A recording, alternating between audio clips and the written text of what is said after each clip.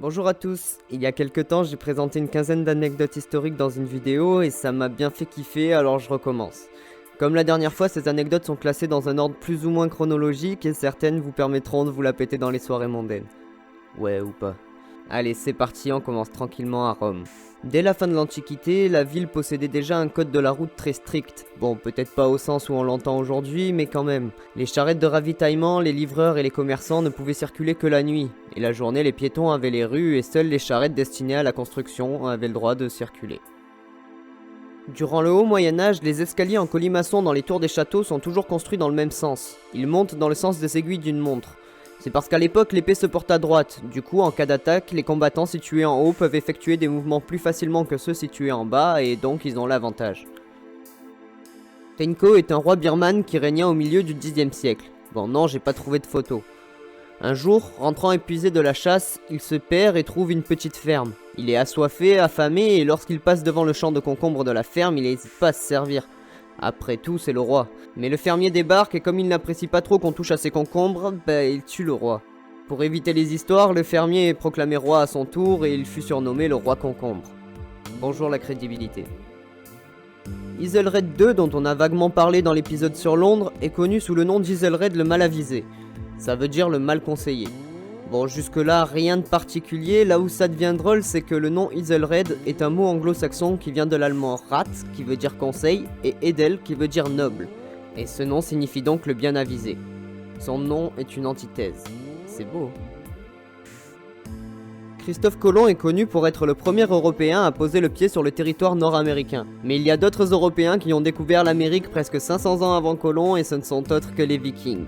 Il serait arrivé autour de l'an 1000 et des vestiges ont été retrouvés, notamment sur l'île de Terre-Neuve qui se trouve aujourd'hui au Canada. Les arrivants se retrouvent cependant en conflit avec les indigènes déjà sur place et ils ne resteront que quelques années avant de retourner en Europe. Là au moins les gens sont plus coopératifs. Contrairement à ce que l'on pense, à la période des croisades, de nombreuses femmes se sont engagées et sont parties, souvent aux côtés de leurs maris pour ne pas les voir partir seules à tout jamais. Même si la plupart du temps elles assuraient un soutien moral aux hommes et servaient pour les ravitaillements en eau et en nourriture, il est dit par exemple que lors de la prise de Saint-Jean d'Acre en 1191, dont nous avons vaguement parlé dans la vidéo sur Marseille, il n'y avait pas une femme qui ne porta pas sa pierre jusqu'au rempart pour la jeter. On connaît tous Laïka et ses autres animaux célèbres pour être les premiers à aller dans l'espace. Mais ce ne sont pas les premiers animaux à avoir quitté le sol pour s'élever dans les airs. En effet, au début des années 1780, les frères Montgolfier présentent leur nouvelle invention, un ballon gonflé à l'air chaud, à bord duquel on devrait pouvoir s'envoler. Ouais, la Montgolfière.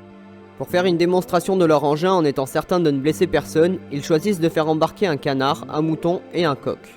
Tout se passa comme prévu, sauf pour le canard qui s'est cassé une patte à l'atterrissage, mais il sera admis à la ménagerie de Versailles par Louis XVI en personne. En parlant de lui, après la Révolution française, on a retrouvé un journal qui aurait été le journal de Louis XVI. L'ironie, c'est qu'à la page du 14 juillet 1789, on ne trouve qu'un seul mot, rien. Pendant longtemps, les gens ont réagi en disant « mais comment ça, rien ?» Bon, on sait maintenant que ce journal était son journal de chasse, et que ce jour-là, faut le dire, la chasse avait pas dû être très bonne. Savez-vous que la place de la Concorde est en réalité un cadran solaire géant ? Et oui, des lignes numérotées sont tracées à même le sol et l'obélisque, en plus d'être l'un des plus vieux monuments de France, est en réalité l'aiguille permettant d'afficher l'heure grâce à son ombre. On appelle ça un gnomon. C'est Camille Flammarion qui imagine ce projet en 1913, mais vont s'enchaîner deux guerres difficiles et ce n'est qu'en 1999, pour fêter le nouveau millénaire qui approche, que la mairie de Paris se repenche sur ce projet insolite. Et d'ailleurs, durant la Première Guerre mondiale, les chevaux et les bœufs furent mobilisés par l'armée pour servir au front, laissant les agriculteurs, autant allemands que français, légèrement en galère pour labourer leurs champs. Ces derniers n'ont pas eu d'autre choix que d'aller demander de l'aide dans les cercles alentours, et se sont retrouvés à labourer les champs avec des éléphants par exemple. Il existe en France 6 communes dites mortes pour la France.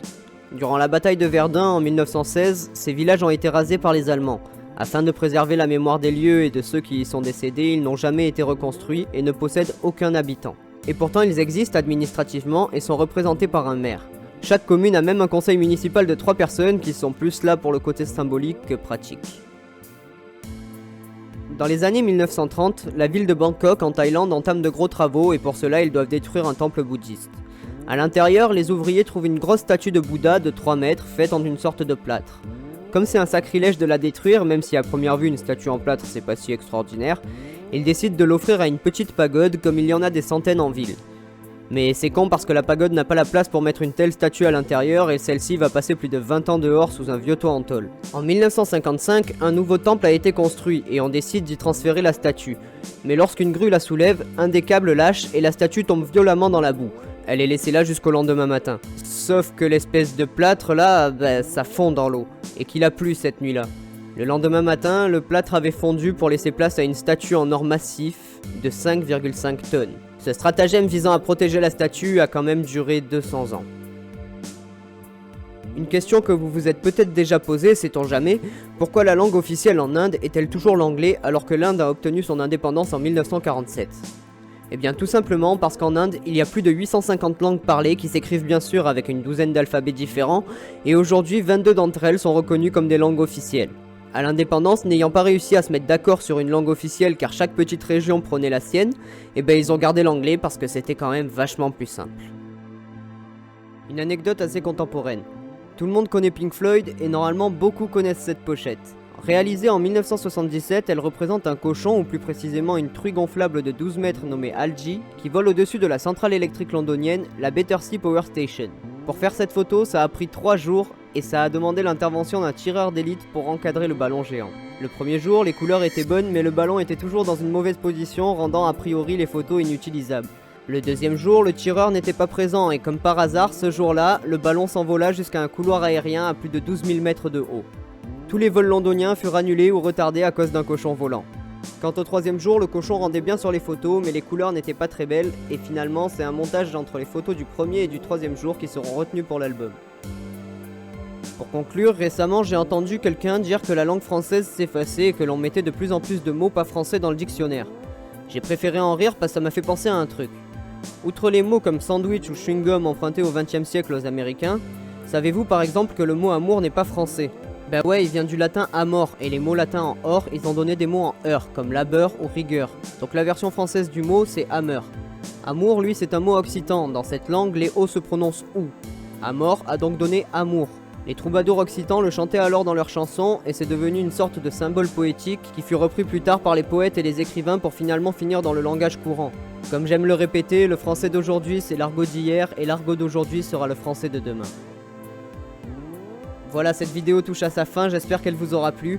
Je pense pas qu'il y aura d'autres vidéos anecdotes pour le moment, mais on sait jamais, avec l'histoire, y a de quoi faire. Allez, moi je m'attaque au prochain épisode, et je vous dis à très vite pour une nouvelle histoire.